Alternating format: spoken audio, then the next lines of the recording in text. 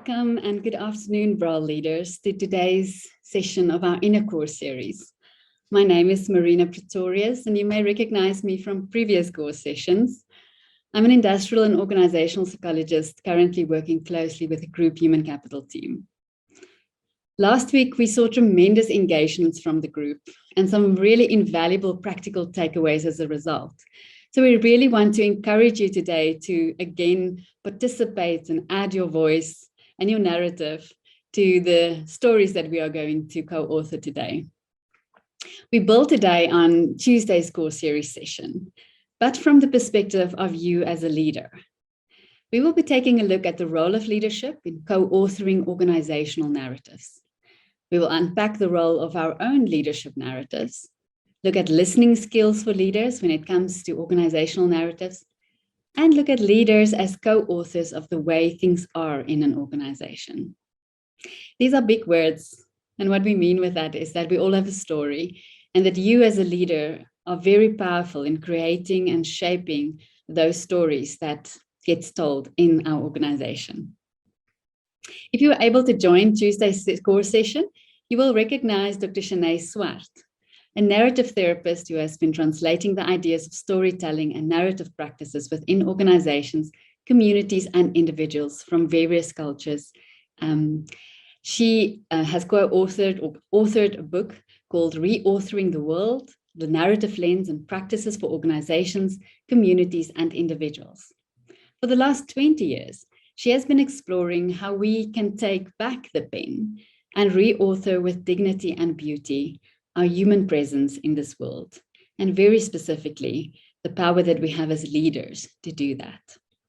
Shanae, I want to thank you again for joining us. We look forward to what you have to share with us and the very practical experience that you're going to take us through as leaders. Thank you very much. Thank you. Thank you, Marina, and thank you to the BRAL team for having me. It's a great honor to be with you this afternoon. My hope is that it would be a very engaging experience and that we would learn together. And so for that reason, I think I would love to invite you to put on your cameras so that we have a sense of a leadership community that is gathering this afternoon. And also thank you very much at the end of, I'm sure, a busy, crazy year, that you are giving time not only for your own leadership development, but also for your stories of one another and listening to one another. So what would we be doing this afternoon? I'm just going to share a slide with you to show a big picture of how our afternoon together, hour and a half, will unfold. Reauthoring is a very big word, and all it means is that sometimes other people write our stories for us. Sometimes people decide for us what our leadership story should be. So reauthoring is an invitation to take back the pen and to say, well, I want to be busy in writing my own story, and not just my own leadership story, but a leadership story for my whole team, and with my whole team, and with the whole organization. So the first part of our gathering this afternoon, we would be looking at our own leadership stories.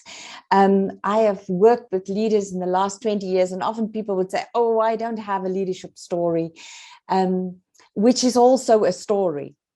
And the invitation is, my questions would be guides for you to start naming the story that you are bringing as a leader to this organization. And then also we would be working with, how do we create spaces for other people to also tell their leaders, for our team to tell their leadership stories, for our team members, for people we work with in our organization to bring their stories. Because in our stories, there are amazing gifts that and unique gifts that we bring to the organization. So that's going to be the first part of our gathering this afternoon. Is we'll go into small groups. There'll be gorgeous questions that we can explore together around our own stories as leaders. And then secondly, we're going to look at this as two capacities we have as human beings.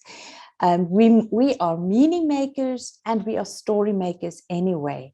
And this happens in organization in very informal ways.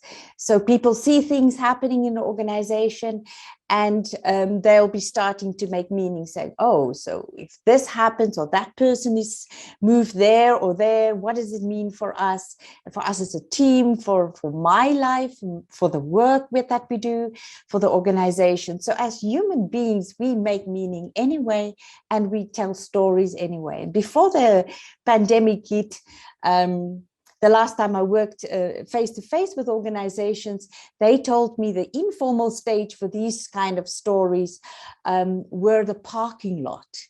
And that were the place where people would say, oh, did you hear? Or that is happening. What does that mean?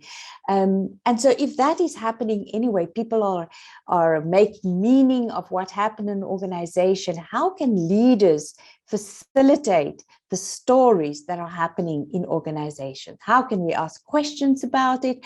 How can we create the spaces where these stories can shift and move? For me, if I think of organizational narratives, I think of them as an organizational culture. I think of organizational culture as the sum total of the stories we tell about who we are. And so if we do it anyway, naturally, how can we be more attentively listening as leaders to the stories that are told? And how can we ask questions about them? And how can we grow the stories that we want more of and separate from the stories we want less of in our organization? So the first part, we'll focus on our own leadership story. The second part, we will focus on how can we as leaders then facilitate spaces for the larger stories in our organization. So the questions that we'll be discovering with together in the groups, and it would be very important that you would let Josh know that if you're not going to be here for the whole time, he's going to be the great host that will take you to breakout rooms. And if you are not able to stay at least for the next half an hour, that he would know how to allocate you into the smaller groups. So we're going to have the conversation and answer these questions in small groups of 2 or 3 people. And I'll go through the questions with you. These questions will also appear in the chat. And each of you in the group of 3 will have 7 minutes to answer all 3 of these questions. And if you are looking at these questions and you're thinking they're a bit strange, or I don't know the answer to these questions, that is absolutely fantastic, because that means that you can also be surprised by the answers that you bring to these questions. And then each of you would have 7 minutes. For some of you, it will feel like an eternity. And for other people, it won't be enough time to answer all of these questions. So firstly, let's look at the questions. Why was it important for you to say yes to come to this session in this season of your leadership journey and in these extraordinary times in the world? And I would almost add, at the end of a very busy year, I heard there's lots of internal stuff happening today. So why would you give your time to bring your own leadership story to this gathering in these extraordinary times? So that's the first question. The second question, on whose shoulders are you standing when it comes to your own leadership identities, the ideas that you hold about leadership, the practices that are important to you? Who have been your teachers or your mentors or your ancestors, or those that have whispered in your life, who have influenced or taught you, opened up your imagination and showed you leadership ideas and practices? And most probably we would have a whole room full of people. So for the 7 minutes that you have, maybe 1 or 2 teachers, mentors, or ancestors that you want to call on and say, these were the people that have really shown me what leadership is about. And then the third question, if you had to design a t-shirt that would help us understand who you are as a leader. What would it look like or say? And secondly, how would you be wearing this t-shirt? Now, some of you, I remember I was once working with a group of leaders, and at the end of the session, this person said, no, he didn't answer this question because he doesn't wear t-shirts. So I just want to say, if you have any moral issues with a t-shirt, you don't like t-shirts, you don't wear t-shirts, absolutely fine. You are welcome to design a kaftan, a golf shirt, a dress, anything, any other thing that you would design that would help us understand who you are as a leader. What would it look like or say? So don't let the t-shirt stand in the way of not answering the question. So what will happen is we'll go into the breakout rooms, and each of you would have 7 minutes to answer all 3 questions. And there'll be hopefully a timer in the top corner that would say there's 31 minutes altogether. Because if we're done with each person the 7 minutes, that will be 21 minutes in total, we would go to the last part of the conversation. In the last 10 minutes of the conversation, we will be sharing what touched our hearts, our imaginations, or our thoughts, or our actions in this conversation. So this conversation also requires you not only to tell and to answer these 3 questions, but it will also require you to really listen to one another. And to say, as I'm listening to you, what is touching or moving my heart, or what is touching or moving my imagination or my thoughts? Maybe I'm inspired to do something differently because I'm listening to you. And so for the last 10 minutes, we'll be sharing what I would call gifts, but gifts are really the offerings of our moved hearts, our moved imaginations or thoughts or actions in the conversation. So that would be what we would be doing in the breakout room. Is it clear for everybody? I'm also going to put it in the chat. Oh, let me quickly see. There it is. I've also pasted all of these questions in the chat. So if you go into your breakout rooms, you can just click on the chat button below, and all of the questions would also be there. Is that clear? Maybe if everybody can just put on their cameras and we know that everybody is all right and you're good to go and you're ready for a breakout room, that'll be a great gift to us.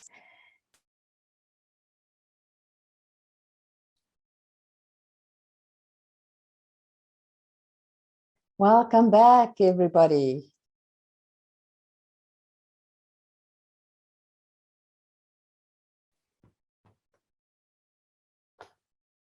Welcome back. Josh, have we got everybody back in the room? That's everyone, yes. Fantastic. Welcome back, everybody.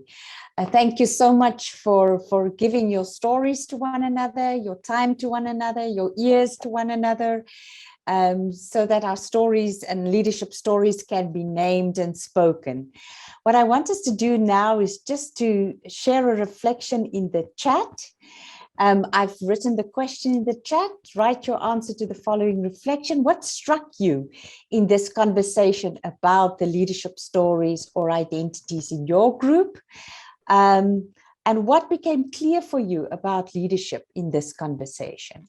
I'm going to give a minute or 2 for everyone to just write your reflection in the chat. You can't get a reflection wrong. It is your meaning making of leadership and of a conversation that you shared with 2 or 1 gorgeous stranger. So we're going to give just a minute or so for you to write in the chat. Can everybody see the question? Thank you. Thank you.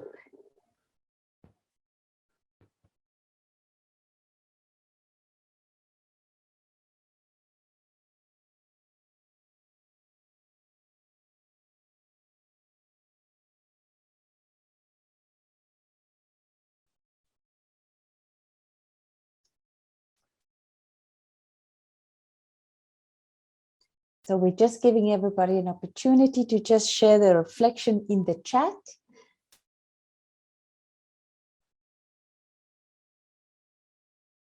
Thank you so much for your reflections.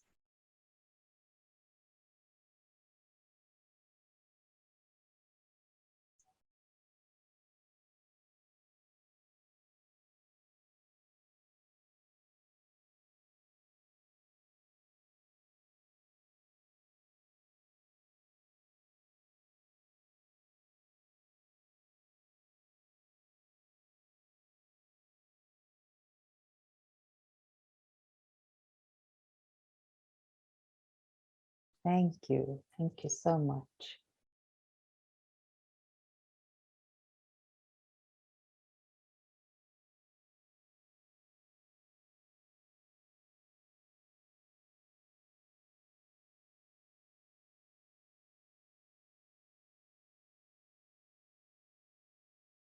Thank you.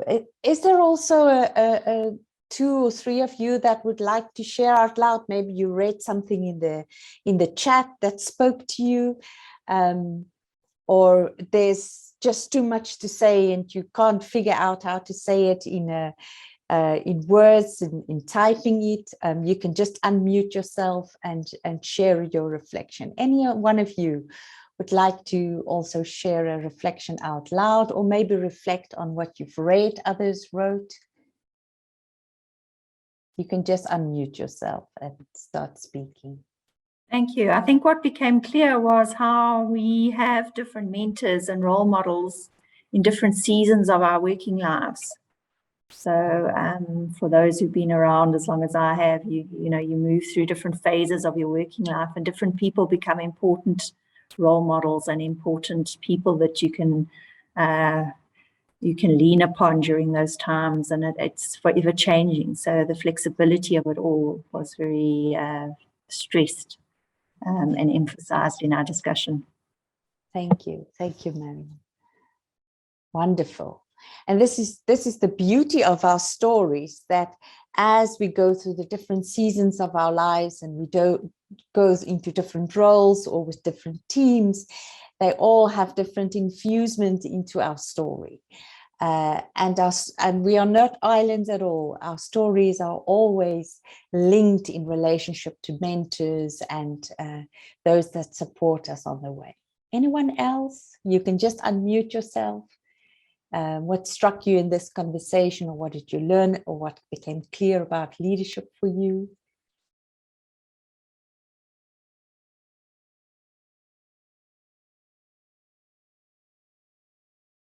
Has the tribe spoken?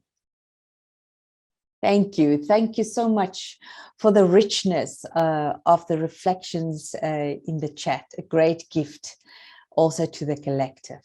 So what I'll be sharing now is, so what can you do as a leader? So what, in terms of stories, you have your own leadership stories that always on the move, like Marion pointed out. And what is important about the spaces that one can create for people to share these stories, so that the uniqueness and the diversity, I saw in one of the chat reflections that there is immense diversity amongst you. So how can the diversity in your team shine? And what is the spaces that you as a leader can create to do that? I'm going to share a slide with you, and all of these slides will also be available to you at the end. So what is it that you can do as a leader?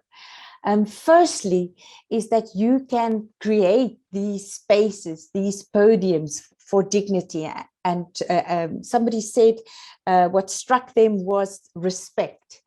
And for spaces of respect, we need places where there's no judgment, where there's no assumptions made about one another, where we don't want to fix anybody, where we don't give any advice and we don't give compliments, but we listen to one another and listen in a way that we can be moved and touched by their story.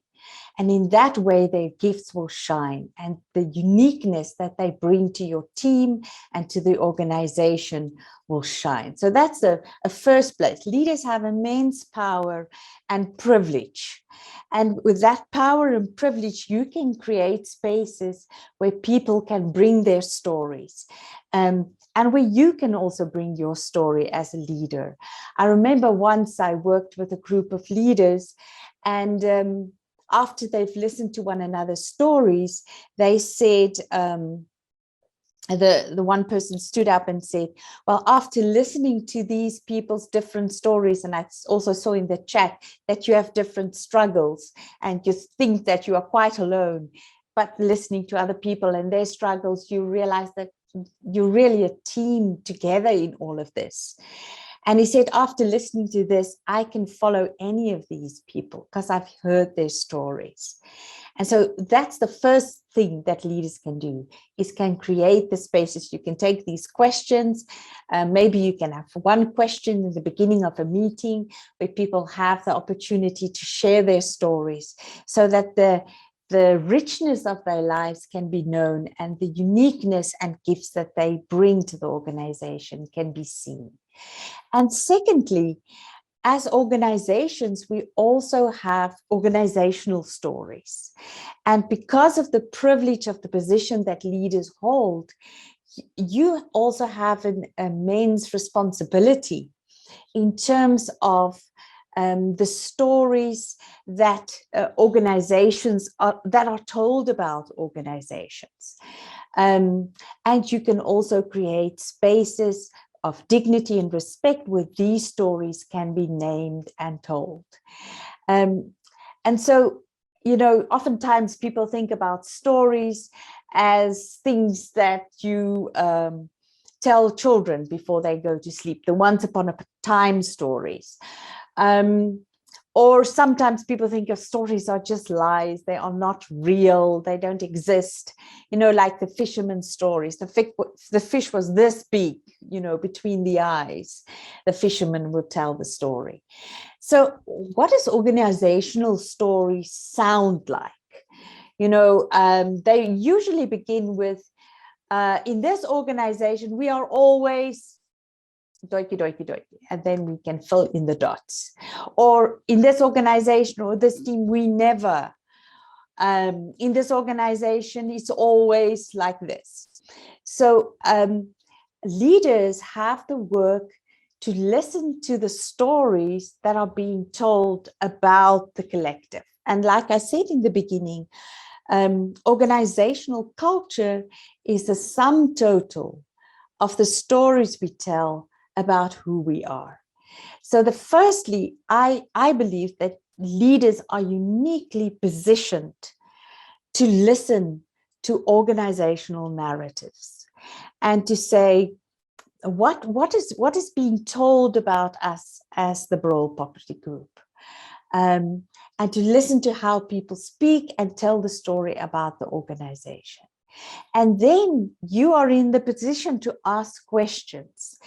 Let's say, for instance, you know, in this organization, I have no idea, so I'm just making an example. A person can say, we are always behind the competition. Let's say that would be a story being told. And then you as a leader can ask the following question. You know, when you say it, we are always behind, what do you mean when you say that? So sometimes leaders can become quite defensive. You know, if organizational stories are told, you can say, that's not the truth, or that's not a fact, or that's not how it works. But instead of jumping in and defending or saying that it's not true, maybe we can pause and say, when you say this, what do you mean when you say this? And then the next question you can ask in terms of organizational stories is, you can say, take me to a moment that would help me understand why you say we are always behind. Sometimes people just throw opinions around organizational stories about who we are. And then a moment for me is the smallest unit of a story. A moment is a invitation that we can take into making clear what we are speaking about. What is this about? Take us to a moment when that would help us understand why you say that. And in that moment, things will become clearer about this story that is told in the organization. And then the next kind of question we can ask is, how does this story of being behind, I'm just making an example, how is the story influencing us? How is it influencing me as a leader if you're telling the story? How is it influencing the work that is being done? How is it influencing the future of our organization? How is it influencing our teams if this is the story that goes around about who we are? Then we can look at the influence and the impact of a particular story. And then we can ask, now that we have seen what are the stories being told, what are the moments that the story is built upon, how the story is influencing us, then we can ask, do we want this story in the organization? Is this a story that we really want to tell, to live by also? Or is it something that we don't want? And then what do we want to do with the story? What are the actions that we can do to make the story smaller or separate from a story? Or if it's a story we really want to grow, how can we make it larger? So that is for me in two very important roles that leaders can take up. Firstly, to create the spaces where our own leadership stories are being told. And then secondly, what are also the larger organizational stories that are being told? And how can we then make them clearer and more visible, ask about their influence, and then say, is this a story we want to take further? So in that sense, for me, leaders are always detecting what are the stories being told. They are story detectors. They are also keepers of the stories that we want to grow and to want to support and to want to have more of. If we hear an example of a story and we say, oh, this is in line with our values, this is how we want to live as an organization, then we as leaders have the power and the privilege in our position to retell these stories, to tell them further. Then we also have the possibility to be story shifters. If we host these kind of conversations where we make our organizational stories visible, then we can also shift stories that get us stuck, and also shift and move stories and enhance stories that take us forward. In a certain sense, I believe that leaders are there in the moment. They are in the moment when the story is being told. They can actually do something. They don't have to call on a consultant or a HR to come and help, but they are in the position to really take up the story and create a space for it to be named and spoken about, and then to be taken an action about it, to make a decision about what do we want to do with a story. Are there any questions at this point around story making and the role of leaders in it all? You can just unmute or write your question in the chat.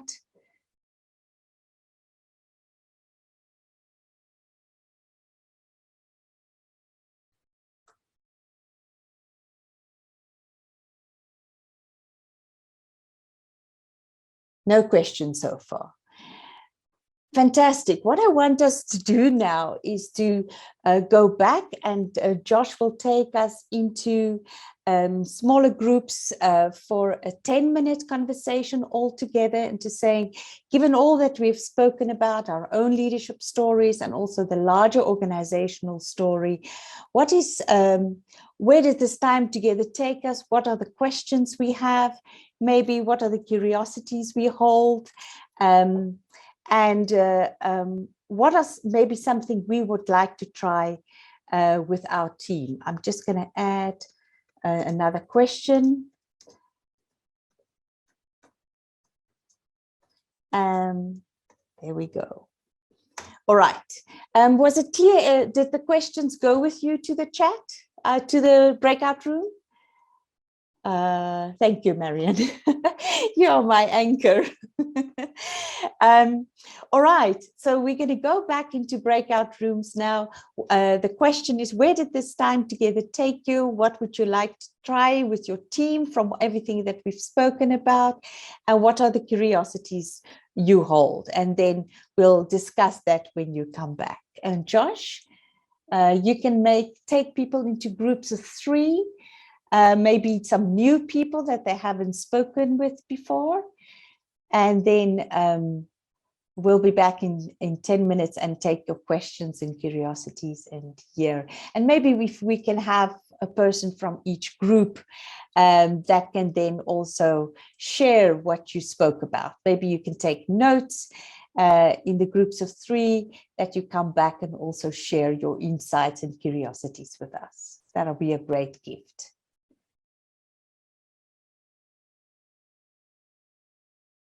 Welcome back, everybody. Thank you so much for hanging in there at this kind of last breaths of November 2021. Can we hear from the groups? You know, where did this time together take you? Do you have any curiosities? And are there things that you would like to try out with your teams? For yourself? Where's the first group? Anyone that's speaking on behalf of the first group? Yes, I can start. Thank you so much. We spoke about the challenges of setting boundaries to actually give the group time without distractions. I think that's a major challenge in our business, because we're forever being distracted by demands and deadlines. And I think that's something we wanted to try out, was finding ways of creating time without distractions. Mm-hmm. And what clues did you have for that? The creating time without distractions. Oh, Cara Krobler was part of our group, and while we were talking, she was distracted someone asking her to release payments that were urgent, you know. So that was a clear indication that we're needing that, a way of doing that, and whether it's taking yourself away somewhere where you can't be distracted. You know, a lot of there was talk around how when we were working remotely all at home, we actually perhaps got more done than when you're in an office where there are those distractions. Mm-hmm. And then Cara also stressed the importance of, you know, people being able to let down their guard at work. I think that's very important. We all think showing emotions in the working environment is a sign of weakness, and I think that's a stigma we need to move away from. So she has this lovely green chair. She can probably swivel her camera and show you, in her office, where staff members can come and sit on the green chair and show us. Perfect. That's a little safe space where the person could come and just sit and have a cup of coffee, or let the tears flow, because there are staff members who have lost family members to COVID and are trying to remain focused on what they need to do in terms of their job while trying to cope with the grief and the added burdens that is added. So that's something I think we'll all take away with us, just the importance of that, and not judging people because there's a crack in the facade and the emotions are spilling through that crack. To be a place where we are non-judgmental. And if it's something that somebody needs to cry about, can give them the dignity and space to do that. Yeah.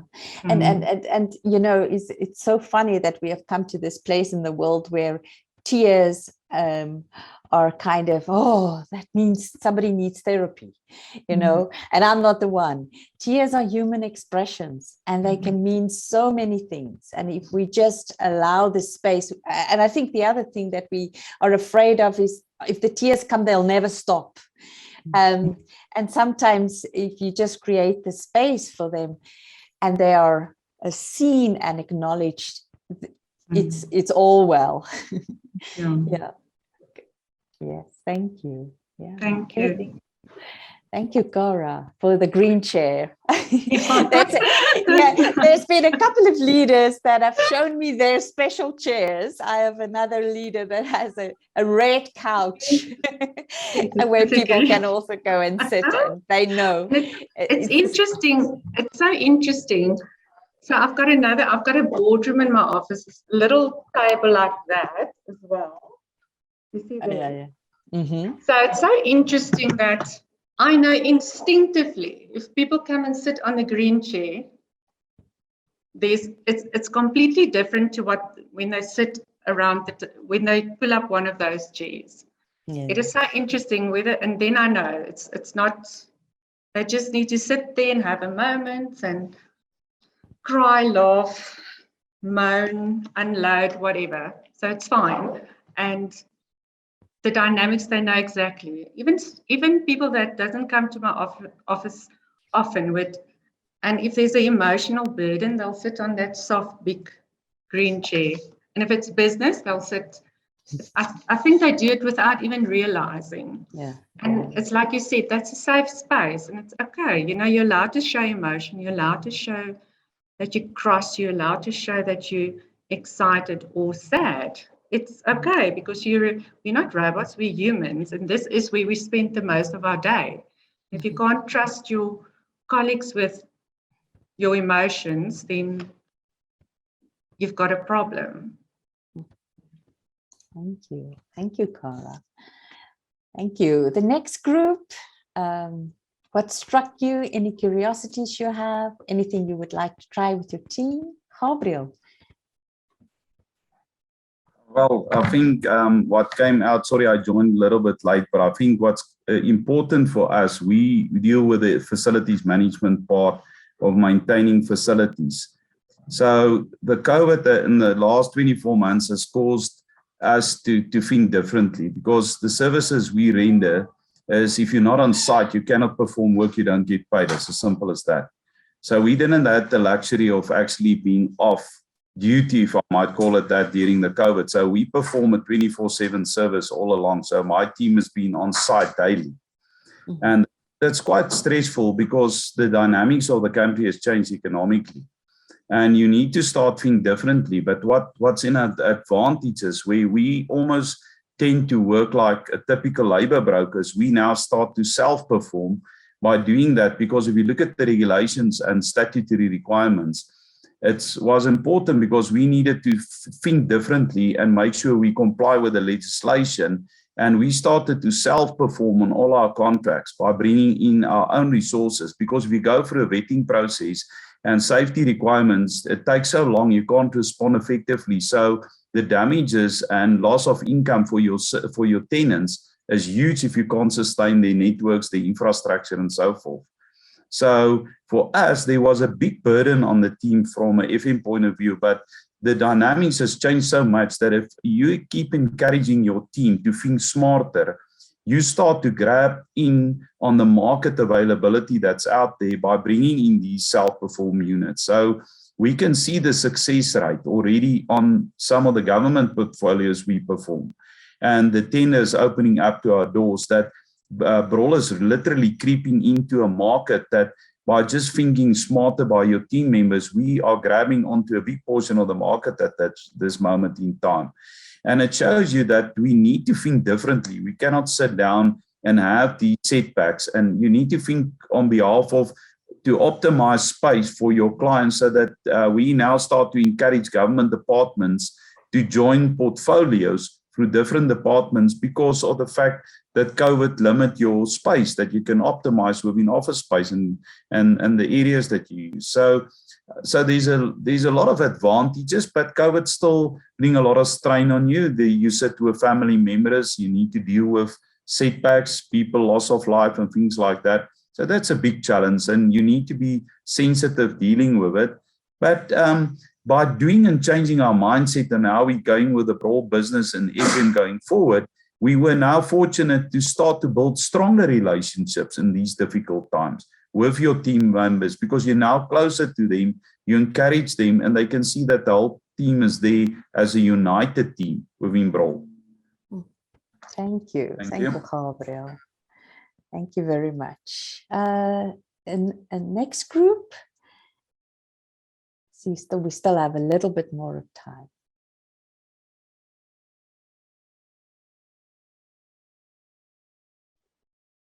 Jens. Yes, maybe I can add on a little bit.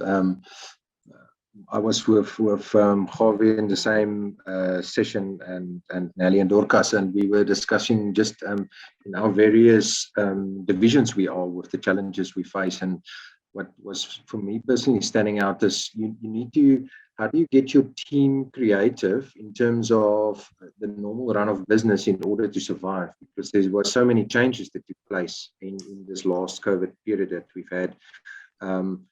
You need to adapt and change and be creative in terms of making your business survive. We just taking a few examples like shopping centers, how big has e-commerce become?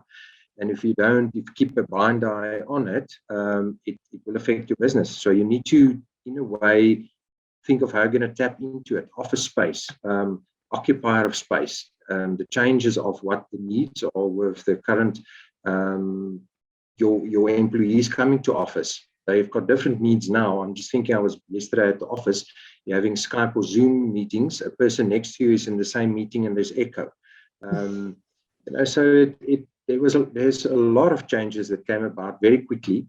And how do we service our clients to make sure that they strategically adapt so that Brol as a business can survive going forward on the long run? And I think that's to get our teams motivated and get that creativity going, that we can't just go on the same mold forever, because we've got a lot of change that came about very quickly. That was just from my side that I picked up. Thank you, Tiens. And tapping into your team's creativity is tapping into the stories and tapping into their leadership stories. And from that space, I always say the high-performing team is high-connecting teams. The moment we see one another within our stories, creativity just comes and visits us.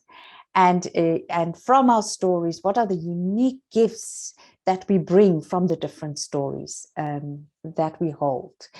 I see we have 1 minute left. Marina, I think it's over to you. Thank you so much for those that hanged on until the bitter end. It was a great honor to be with you.